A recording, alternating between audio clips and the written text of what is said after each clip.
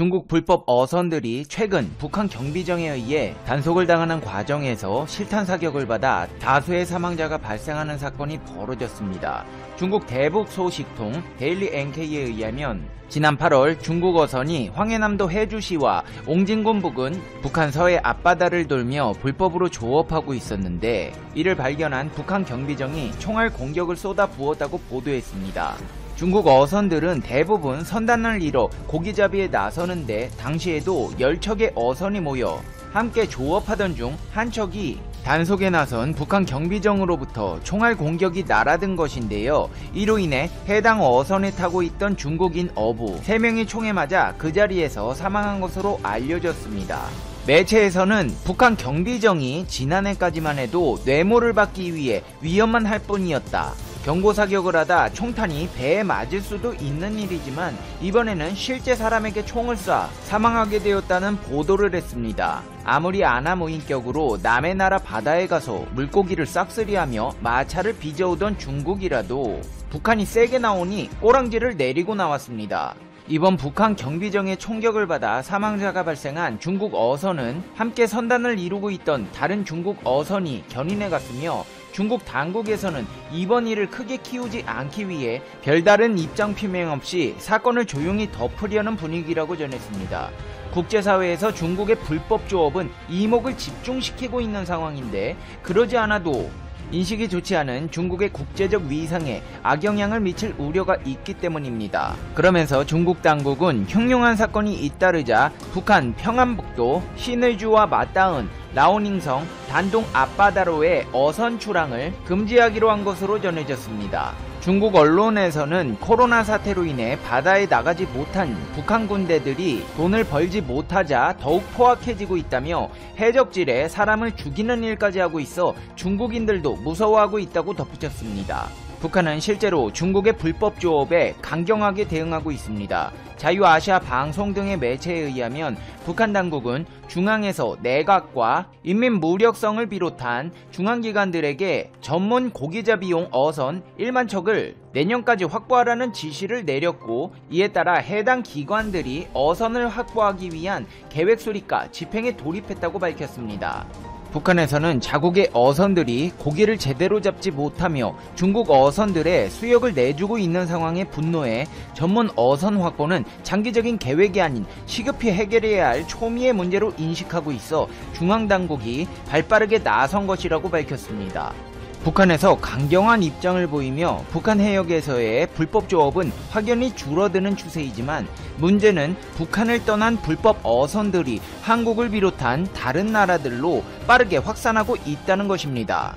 특히나 지난 3년간 우리 서해안 지역에서의 불법 조업 중국 어선들은 2배 넘게 늘어난 것으로 나타났습니다. 농림축산식품해양수산위원회, 해양수산부, 해양경찰청에서 집계된 서해안 불법 중국 어선 납포 퇴거 건수는 모두 6,543건으로 집계되었습니다.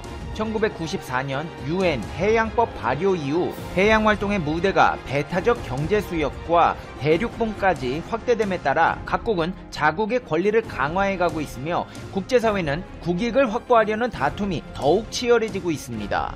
중국의 수산물 증가로 인해 발생한 중국 불법 조업의 증가는 우리나라의 수산물 생산량을 감소시켰으며, 이는 우리나라 어가 경제에 손실을 미쳤을 뿐 아니라 우리나라 가계 경제에도 큰 부담을 초래하고 있습니다. 따라서 중국 불법 조업을 단속할 때 해경이 아닌 해군을 투입해야 한다는 목소리도 높아만 가고 있는데요. 실제로 페페TV에서 입수한 서울국제법연구 제21권 제2호 중국 불법 어선 단속 및 대응에 있어서 해군의 역할과 한계를 살펴본 결과, 해군에서는 본래 경찰적 역할이 부여되고 있을 뿐만 아니라 본연의 국가 안보 관련 역할의 경우에도 해양 안보의 개념이 전향적으로 변화하고 있음을 감안하여 이 문제에 대하여 긍정적인 접근이 가능함을 알 수 있다고 적혀 있습니다.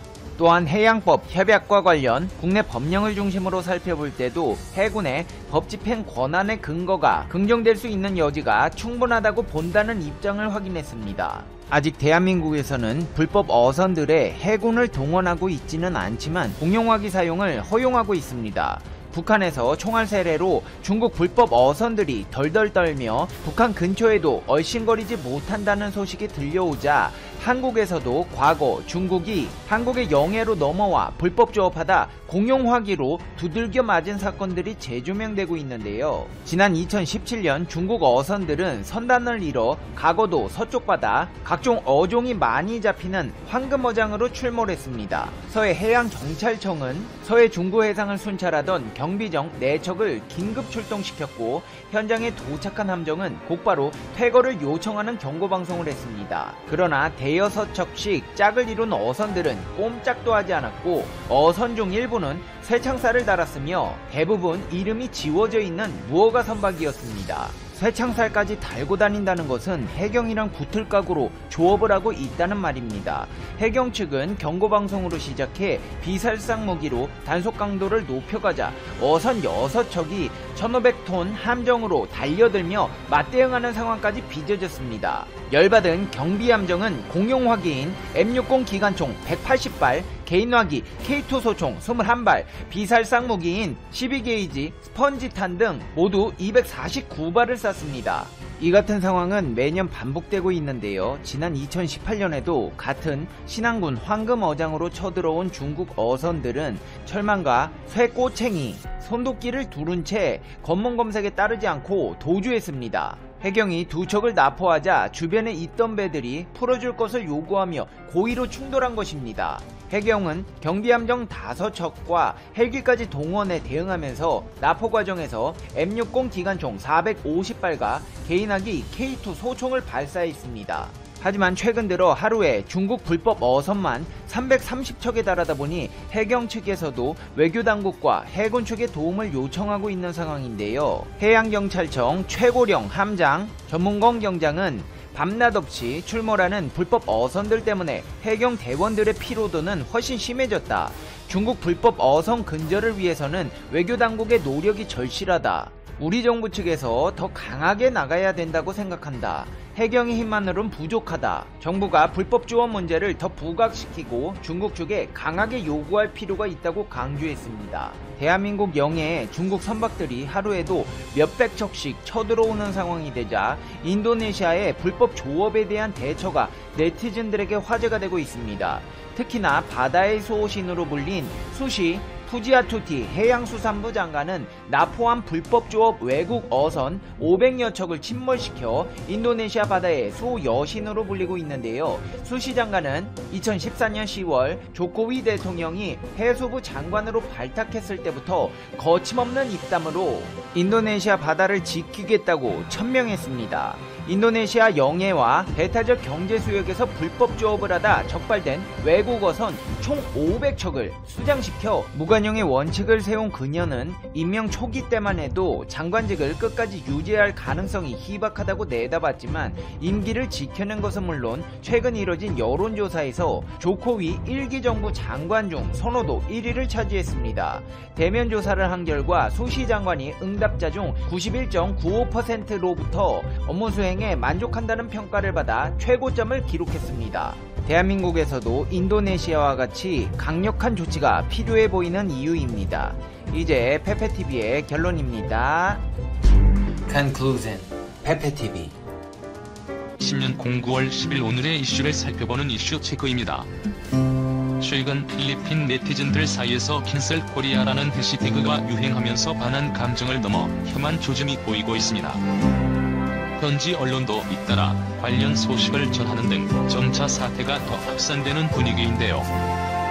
먼저 외신들에 따르면 필리핀 틱톡 인플루언서인 벨라 포치는 최근 틱톡에 공유한 댄스 영상에서 팔에 한 문신을 짧게 내보였는데 이것이 논란의 시작이 됐습니다.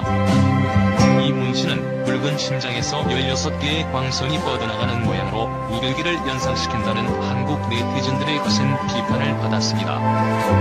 이후 지난 6일 벨라 포치는 우길기의 역사적 배경을 알지 못했다며 한국을 사랑하고 사람들에게 우길기에 대해 알려주겠다며 사과했습니다. 우길기는 일본이 제2차 세계대전 기간 중 사용했던 전범기로 제국주의를 상징하는 깃발로 알려졌는데요. 우리나라에서는 이러한 우길기 사용이 굉장히 민감한 문제로 떠올랐는데요. 얼마 전제지 한 초등학교 곳곳에서 우길기를 바탕으로 도안된 표표를 사용하고 있어 문제가 되기도 했습니다. 한편 필리핀의 경우 일제의 식민지 경험은 있지만 상대적으로 우길기에 대한 인지도는 낮은 편입니다. 빌라 포치는 문신을 찍거나 덮겠다고 하면서 사태가 일단락되는 듯 했지만 일부 한국 네티즌들이 포치에 대한 공격을 멈추지 않았습니다. 이들은 가난한 나라 작은 민족 멍청하다 못생겼다 등 모욕적이고 인종차별적인 비하 발언을 댓글로 달면서 논란이 커졌습니다. 이에 필리핀 네티즌은 캔슬 코리아 해시태그를 사용하며 반한 운동을 벌이기 시작했는데요. 일부 네티즌들은 한국에서 겪었던 인종차별 경험을 공유하기도 했습니다. 빌라 포치도 트위터에 글을 올려 당신들은 날 공격할 수 있다. 하지만 필리핀 사람들을 공격하고 비웃는 것은 참지 못한다고 전했습니다. 또 현지 네티즌들은 한국, 사과하라, 한국, 취소하라 등의 해시태그를 달며 사과를 요구했는데요. 밴드리스트에 따르면 캔슬 코리아 해시태그가 달린 게시물은 하루 만에 약 35만 개가 게시됐습니다. 그간 현지에서는 사회적 격리기관의 온라인 동영상 서비스에서 쉽게 접할 수 있는 한국 드라마 등의 인기가 급상승하고 있었고 그룹 방탄소년단에 대한 인기도 엄청났는데요.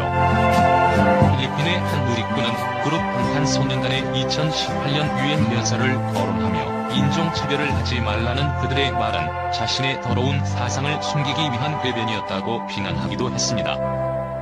이렇게 일부 네티즌들의 도를 넘은 인신공격성 댓글에 필리핀에서의 혐한 감정이 더욱 심해지고 있습니다. 한 인플루언서로부터 시작된 우길기 문신 논란이 개인을 넘어 국민들 간 정서까지 악화되는 분위기인데요. 서로를 이해하고 배려하는 선진 인터넷 문화가 필요한 때입니다. 실제 과거 필리핀은 아시아 중에 북의 상징으로 한국의 경제적인 원조도 적지 않게 해줬습니다.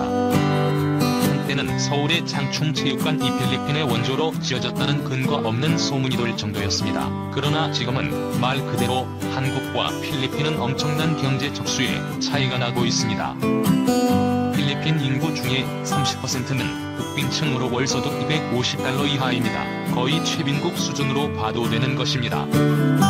그러다 보니 필리핀에서는 충분히 사과도 했는데 한국이 너무 심한 대꾸를 단다며 성하는 것입니다. 게다가 한국 입장에서 도움이 안쓰러운 상황도 나오는데요. 다른데 글은 몰라도 한국이 그냥 못 넘어가는 바른 필리핀은 6월 25일에 7,500여 명이 참전한 것을 기억해야 한다. 그중에 전사자도 수백 명 겪고 필리핀은 한국의 피를 흘린 동맹국임을 알아야 한다는 댓글이 없습니다. 한국에 유일하게 코로나 시국에 타국에 마스크를 보내며 제1순위로 오대한 것이 바로 6월 25일 참전공이었습니다. 이번 코로나 때도 당연히 필리핀도 포함이 되었습니다.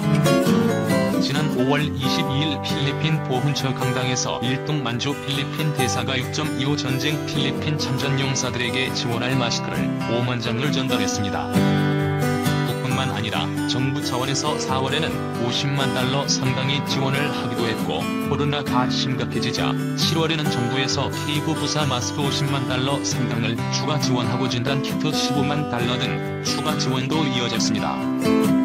한국도 이제는 과거의 필리핀의 진빚을 충분히 갚는 모양새로 간 것입니다. 이렇게 양국은 일부 교미 문제를 제외하고는 크게 국민들이 서로 대대적으로 충돌하는 일은 없었는데 이번 사건으로 그간 쌓아온 다양한 협력들이 손상되고 현재 사는 교민들도 어려움에 처할 수도 있다는 등 지극히 일부의 몰지극한 댓글 행태로 인해서 일파만파 사태가 복잡해져 안타까워하는 모습이 나옵니다. 안 그래도 한국 교민들은 필리핀 치안이 좋지 않아서 신변의 위협을 종종 느끼는 경우가 있기 때문에 코로나로 안 그래도 힘든데 온라인상에서 양국의 날선 대결은 부담스럽다는 의견이 나오는 것입니다.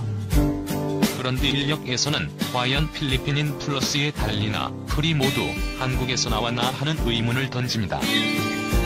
이번 사건을 두고도 한국에서 많은 네티즌들이 벨라가 충분히 진심을 담아 사고를 한 것이 보이는데 댓글이 도를 넘어 한 게 아니냐는 말이 대다수를 차지하면서 자성해야 한다는 이야기가 나온 곳입니다. 한 네티즌은 분명 사회 부적응자 같은 누군가가 분란을 일으키기 위해 심한 말을 했다고 했습니다. 그런데 여기서 한 가지